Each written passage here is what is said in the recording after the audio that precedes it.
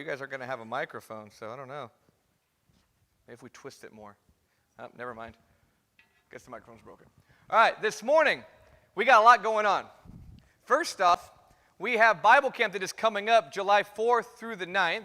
And if you haven't registered for that, do that soon. Because I want to get all of our staff lined up. I want to get our t-shirts ordered. I want to get cabins started to be assigned. The earlier we can get a start on this, the better. If you've never gone to Bible camp before and you're interested in just learning a little bit about it, talk to me and we'll talk more about it. But it is definitely an uplifting time, and we can make it affordable if that's a problem too. Also, we got our small groups meeting tonight at 6 o'clock, one at the Robinson House, one at the Weatherford home, and then one here at the church building.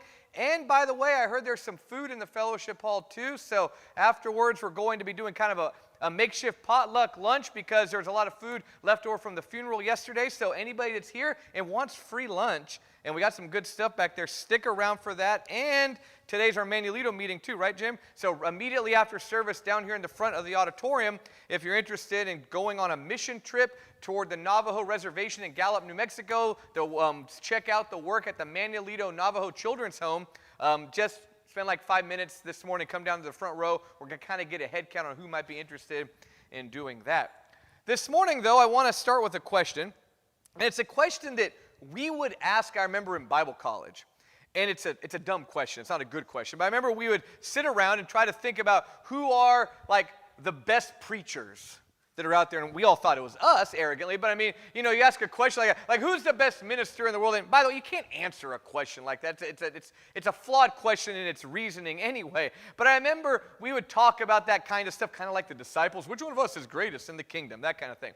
And we ask about who's the most influential, who's doing the most good, who's doing the best work, you know, all that kind of idea, or who's making the biggest impact and the biggest difference in the lives of others. And I don't remember who told me it first, but it's an idea that I have echoed since I heard it, and it was the person who's probably making the biggest difference in the world is a person you've never heard of.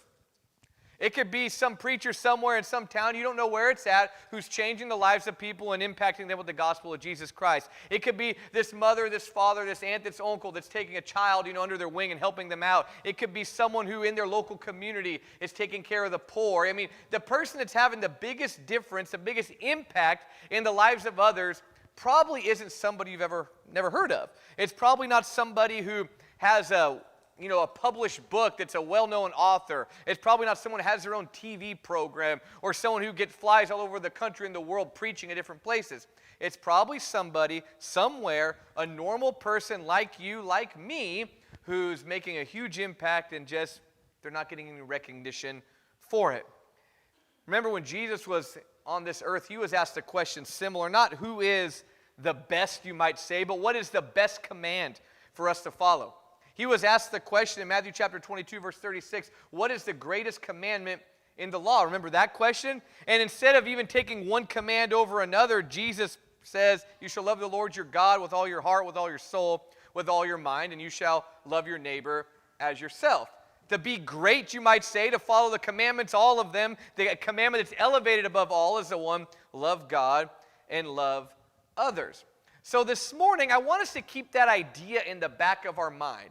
That the people that are doing the most good out there are probably somebody you've never heard of, and the reason that you haven't heard of them is they're too busy out there loving God and loving others to be noticed. See, you have to want to be noticed. You got to it's got to be purposeful. You know what I mean? Sometimes you got to up your Instagram followers and put a sponsored ad out there. One of the things we're noticing with Jesus in the Gospel of Mark is that people are following him, and he's always telling them, don't tell anybody, and let me go to this secluded place and pray. Sometimes you're so busy loving others, you don't have time to be popular. And some of the people throughout history that have done the most amazing things to help other people are people that you've never heard of. I want to talk about 3 of them this morning before we get into the text. Came across these 3 guys. Now, if you know who they are, that's weird. And secondly, don't spoil it for anybody. But here's these 3 guys. Alexei, Anenkov, Valery Bespalov, and Boris Baranov. Sound Russian, right? Well, they are. These 3 guys are 3 guys that have probably done one of the most amazing things you've never heard of. Way back when the Chernobyl meltdown happened at that nuclear reactor there in Russia, there was all this problems, there happened all this fear of what's going to happen with the radioactive material. And it turned out that the radioactive material there in Chernobyl was starting to melt and turn into, like, I don't know how it all works, like lava and all that. It was going to melt the bottom of this reactor. The problem, if it made it through the floor of this reactor number 3 or whatever it was, that if it came in contact with this supply of water that was underneath it, it would cause an immediate explosion that would pressurize that reactor and turn it into this giant multi-megaton bomb that would rain down radioactive material over most of Europe and kill millions. Okay? Wasn't really in the news that because, at the time. But it was going to be this huge catastrophe. And the only way that they could stop this catastrophe from happening was there was 2 valves down in the basement underneath the radioactive material that was flooded that needed to be opened to release that water out so it wouldn't pressurize, wouldn't blow up and turn the whole power plant into a bomb. Well, now what are you going to do? Because you don't want to go swimming in a radioactive pool of water. So who's going to do it? These 3 guys. Normal people. It was like 2 engineers and 1 plumber there or something like that in that power plant said, we know where the valves are. We'll go in. And they went in, and it was hard to find. They had to trace different pipes, and finally they found the correct valve in the nick of time, open it up, releasing the water to contain the radioactive material, and Europe still exists. Look them up. They saved millions. Millions. There's estimates like 5 million or more. They're saying they could have been Europe would have been uninhabitable for 500,000 years or some crazy thing if this would have happened. But these 3 normal guys, just average workers in the Chernobyl nuclear power plant, saved all those people and did something great. What made them great? It wasn't their credentials, it wasn't their popularity, it wasn't how many people knew about them, because a lot of people don't know about them. In fact, it's hard to find information about what happened to these guys. One report said they died 3 weeks later, others said they died in their 60s. Turned out it wasn't that bad. But I don't know. But anyway, they saved millions of people, and they got a nice little statue now for them somewhere near Chernobyl, but we haven't heard about them. I hadn't. But what made them great? What made these people so special? Why is it that I'm using them as an illustration? It's that they sacrificed their own safety, their own health, their own well-being in order to help other people. That's what makes a person good. That's what makes a person great. A great person is willing to sacrifice themselves in some way. Maybe it's not your life, but maybe it's your money, maybe it's your time. A great person sacrifices themselves in order to help other people. And probably our biggest temptation is otherwise. Our biggest temptation is to do what we want and we'll help other people when it's convenient. But a great person says, no, I'm going to do the right thing. I'm going to help others right now, even if it means sacrificing what I want to do. Our Bible camp theme this year from the book of Philippians is going to actually be all about that idea, because our purpose as a Christian is to put others first. With that in mind then, open up your Bibles to the book of Ruth. We're going to finish up our sermon series on the book of Ruth this morning. And what we're going to talk about is this same idea, that in order to be great, you have to sacrifice yourself for another person or for a group of people. You cannot be selfish. Great people are not selfish. They might think they're great, but they're not. Truly great people are those that put others first. And in the book of Ruth, we have 2 huge examples of this. We have the example of Ruth, and we have the example of Boaz. They're 2 different people who in different ways said, you know what? It's not all about me. I'm going to do what is right for someone else. It might be inconvenient. It might take time. It might take money. It might take hardship. It might ruin my entire plan for my life. But I'm going to sacrifice in order to help others. Let's review a little bit, just to make sure we're all on the same page with this. Remember, the book of Ruth starts about an Israelite woman named Naomi, who actually her and her husband, they moved to Moab. While they're in Moab, they face a tragedy. Her husband dies, her sons die, and she's left in the middle of a foreign land where there's a famine, and she has 2 Moabite daughter-in-laws, Ruth and Orpah. They decide to head to Israel because there's food there, but one daughter-in-law, Orpah, she decides to go back home. The other one, Ruth, stays, and she vows to take care of Naomi. She vows to embrace the religion of Naomi's people and help her out. So Ruth and Naomi, they arrive in Israel, and Naomi is very bitter about all that has happened to her, but things start to get better. But at first, we find out they still don't have any food. Well, a distant relative named Boaz lives there in that region, and he meets Ruth, and he lets her glean food from the field, and he kind of serves as this redeemer for Ruth and Naomi. Ruth continues to glean from the field until the season is over and the harvest ends, and now again they need to come up with a new plan because there still is no food. 2 weeks ago we talked about this. Naomi's plan is for Boaz to take notice of Ruth, and not as a widow anymore in need, but as a potential bride. And if Boaz takes notice of Ruth, he will marry her, take care of her, and thus Naomi will be taken care of, and they'll all live happily ever after. Well, he does notice her. But he notices her in a godly way. He doesn't take advantage of her or try to, seduce her or anything like that. He vows to help her and vows to help Naomi, and he does plan on marrying Ruth, which would be customary if you're taking on someone. Of course, I think he finds her attractive and all that kind of stuff too, but it's also, here's a way to rescue her as well. But first, we left off last time. First, Boaz must check with another distant relative, because it turns out there's another person in that area that they are related to, and that person kind of has first right of refusal underneath that law and culture when it comes to being the kinsman redeemer of Ruth, to take her into his own family as a way to care for. So Boaz in chapter 4 seeks out this person in order to have a discussion about how are we going to take care of Ruth and can I marry her, is basically what it is. So let's read Ruth chapter 4, and we're going to go through this very quickly, and then we'll get to application this morning. But we find out in chapter 4, verse 1, now Boaz went up to the gate, sat down, and behold, the close relative of whom Boaz spoke was passing by. And he said, turn aside, friend, sit down here. And he turned aside and he sat down. And they sit down and they start to talk. And now it turns out that Naomi had some kind of right to some land that was there too. There's a lot of debate about this. Probably most likely when her and her husband left and went there into Moab, they left this land behind, and another family member was able to occupy it, kind of squatters' rights on it and that kind of thing. When Naomi comes back, if she marries, the husband of her might have a right to that land and all that. Seems like Naomi in and of herself doesn't have a right to it. I don't know how it all works out. Not that important to the story. But they sit down and they talk all about this.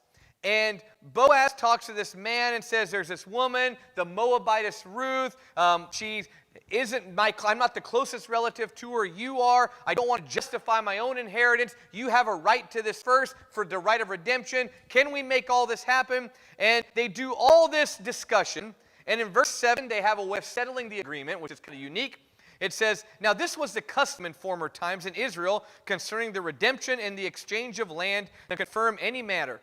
A man removed his sandal and gave it to another, and this was the manner of attestation there in Israel.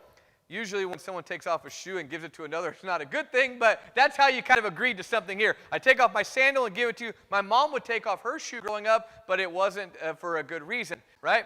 She was usually to throw it at me in the back of the van because she couldn't reach me and I was saying something obnoxious. But so they do this, and he removes his sandal and give it to him, and they solve this whole issue.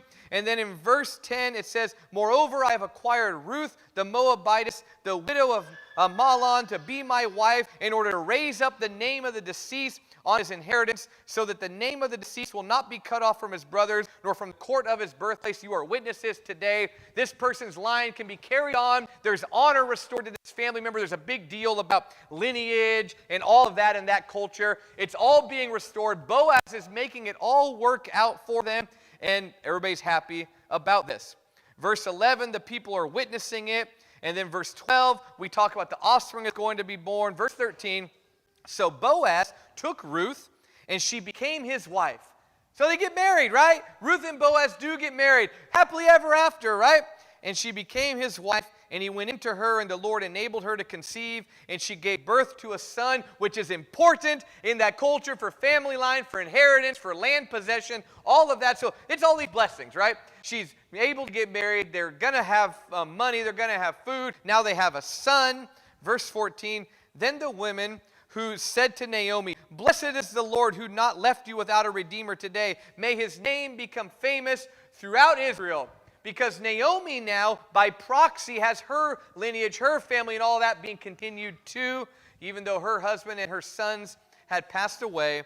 Verse 15, it says, may he also be to you a restorer of life, a sustainer of old age, for your daughter-in-law who loves you is better to you than 7 sons has given birth to him. So everybody's happy. They're celebrating. Wow, you got a great daughter-in-law. You got a grandson now. And having this daughter-in-law is way better than even having 7 sons because Ruth is awesome. And all this celebration is happening. Verse 16, it says, Then Naomi took the child and laid him in her lap and became his nurse. And gave him a name, saying, son has been born to Naomi. And so they named him Obed. And he is the father of Jesse and the father of David. So that's why in verse 14 they're rejoicing, because Boaz mentioned in here, father's this kid named Obed. Obed is the father of Jesse. And lo and behold, Jesse is the father of somebody who we remember through Scripture, David, King David, great figure in Scripture. And who else is in the family line of David? Jesus. Jesus. So Boaz redeemed Ruth. Ruth gives birth to a son, and through that sign of that son, the lineage of that son, the true Redeemer is going to be born. Just a really neat story how this all comes together, and we read about David being born as this book ends. This book doesn't mention God a lot. It mentions him a few times. This book doesn't have a lot of religious law in it or commands or things like that. This book doesn't have, I guess you might say, a lot of poetic praise or anything like that. It's really different. But in this book, I believe you start to see God working through all of it. But if you were to take one micro moment of this story, you wouldn't necessarily see God there. Naomi and her husband leave and go to Moab because they're a famine. Do they feel like God's with them? Probably not. Tragedy strikes in Moab and there's death in the family. Do they think God's with them? Probably not. They have that journey back to Israel, shamefully being bitter and all of that. Do they think God's with them? Probably not. Okay, hey, here we're given a little bit of opportunity. We're getting some food here. Maybe God's blessing us here. But, then it seems like that blessing is going to end. And on and on and on, you kind of see this pattern. But then when you back up and you put it all into like one, neat package here, you go, wow, look at what God was able to make happen. Our lives are like that. There's moments throughout my life I'm thinking, why isn't God doing this? Why isn't God doing that? Why isn't God answering my prayers? But then I'll fast forward and I'll look back at my life and go, wow, look at how that made this happen, which caused that to happen, which caused this to happen, which put me right here. Man, God's pretty awesome. You ever do that, right? I mean, you look at the whole picture and things start to make more sense. Also, what you see God working in this is that the way God works is not necessarily the way that we think he's going to work. Sometimes we think, well, the way God's going to work is kind of like, Naaman the prophet and so on, when he had to go told the man to go dip into Jordan 7 times. We expect God to just wave his hand and it's all going to be okay. We expect a magic wand God kind of thing. But sometimes God doesn't work that way. He works through situations. Sometimes he works through people. In this story, he's working through some pretty great people who just seemed like they were doing good things. But by them sacrificing to help others, God's will is accomplished. I think it was God's will for Boaz to be there at that time. I think it was God's will for Boaz to have this question about, should I help Ruth? I think it was God's will that they would glean in that field, and that field would be following God's rules about leaving behind leftovers so that the widow and the orphan could gather it. God's will is at work in this, and he's working his will through great people. Because when great people sacrifice to help others, God's will is accomplished. And that's our point this morning. One more time. When great people sacrifice to help others, God's will is accomplished. Let's put it a little bit more plainly. When normal people, that was last Sunday, I think we took that picture, which I need to get better on my pictures. I'll have Owen take it next time. But when normal people sacrifice to help others, they become extraordinary. Now, they might not become the people that everybody knows about. You might not have a reality show based on your life. There might not be a biography written about you. You might not have 1 million followers on Instagram. However, when normal people sacrifice to help others, they become extraordinary. They become great. Was Boaz anybody special in and of itself? No, he's just a normal guy. Was Ruth somebody special right off the bat. No, she was just a Moabite lady, a Gentile, by the way, who married an Israelite man who then died. But she chose, instead of going back home, finding a new husband, living happily ever after, having a whole bunch of Moabite kids and living there forever, she didn't do that. She sacrificed to help out her widowed mother-in-law that she didn't have to help, but she did. Boaz, just a normal farmer, has enough land that he has a couple servants and stuff like that. He didn't have to leave stuff in his leftovers in his field. He didn't have to sacrifice to take care of Ruth. In fact, it wasn't even his responsibility, was it? There's another relative closer to him. But he sacrificed to help. I don't know if you're like me, but a lot of times I know God is calling me to sacrifice. I know the right thing to do in lots of situations, but I make excuses, I put it off, I convince myself to do otherwise because I selfishly just don't want to do it. I mean, in a lot of things. People ask, can you help with this? Well, this weekend maybe is not a good time. Can you volunteer in this church work? Well, right now, maybe later. I used to do all that kind of stuff. We do that at times. But when normal people sacrifice to help others, they become extraordinary. Let's be those people. Let's be extraordinary people. Let's do great things by sacrificing to help others, and by doing such, we will accomplish God's will. The lesson is yours this morning. I know Curtis selected a song for us to sing. We'll sing it here in a moment.